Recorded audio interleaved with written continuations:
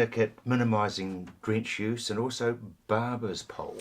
Yes, Barber's pole traditionally in this region, in the Canterbury region, hasn't been a major problem. It's a parasite or a worm involved in sheep farming, and the reason it hasn't been a major problem generally in Canterbury is because during the summer months there's actually very little moisture, but we get seasons such as this where we've had quite good number of spatterings of rain, and actually it's quite green around the place, so we get a bit of humidity, and so we have the minimum development temperatures being reached and the moisture needed for this parasite to develop. So it's called Barber's pole worm because the adult worm looks like a barber's pole. It's got a red and brown little spiral inside it, which you can actually see, but it's a nasty little parasite. It's a bloodsucker, and so the result of its infestation is blood loss and anemia, and particularly in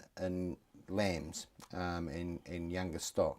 So the result is dramatic anemia at times. So we can look into the conjunctiva or into the gums of these animals, and they're virtually white. They've been sucked dry nearly. To that degree? Yeah, absolutely. So it can be very, very serious. And of course, just like all of these diseases, when we've got those clinical scenarios showing their faces, what's happening under sort of the tip of the iceberg sort of thing, what's happening under the water, the sort of 3/4 of the iceberg under the water, what's happening to potential production before we get those obvious clinical signs is obvious. I mean, so these animals are losing lots of protein, which is having to be replaced, and that's protein which is not being diverted through for muscle or meat development. On top of the oxygen carrying capacity of the blood, when all these red blood cells are getting sucked out, we're also losing a lot of protein, and so sometimes these animals present with a classic bottle jaw. So the edema or the fluidy swelling under the jaw, or sometimes at the brisket, and that's because we've got fluid being lost out of these blood vessels and they're pooling with gravity. So yeah, weak anemic animals and any signs of bottle jaw, farmers should be on the lookout, because these are the conditions where we typically would see Barber's pole. North Island farmers have lived with us for many more years, but because of these strange weather patterns that we're getting at the moment, I think it's definitely a risk factor that needs to be watched out for. Okay, prevention and cure. I mean, does a normal drench fix it?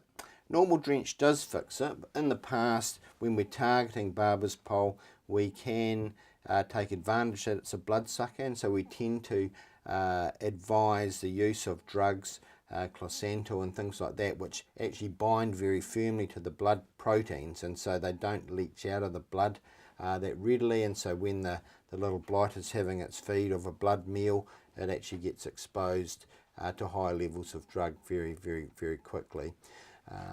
It's a very pathogenic or a very severe disease causing parasite, much more so than the traditional worms that we deal with, and so it's just, I think it's a very pertinent piece of advice just to keep eyes open for it. And I know there was a problem a couple of years ago, particularly because same sort of environmental conditions happening. So pasture management, part of it?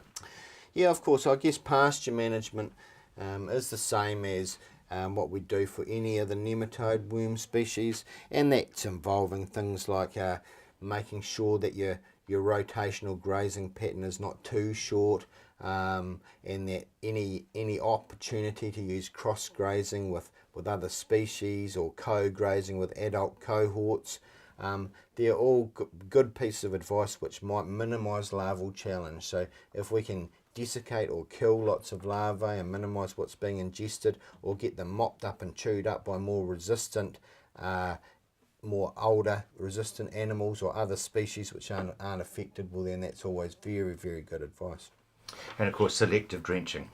Selective drenching is very good. I mean, it's sort of on the back of this term I've used before called resilience rather than resistance, and so that might involve just selectively drenching animals that are obviously daggy. So animals that aren't seeming to show much effect from what potentially is quite a high parasite challenge, and there's no dags and they seem to be growing well, to leave them alone and only drenching the animals which are obviously affected, and that way we dilute any potential of drench resistance. We get this refugia scenario where we still get a number of parasites on the pasture that maintain susceptibility to the drenches we're using. So that's good pieces of advice there. Well, it is very good pieces of advice. Thanks very much indeed, Nick.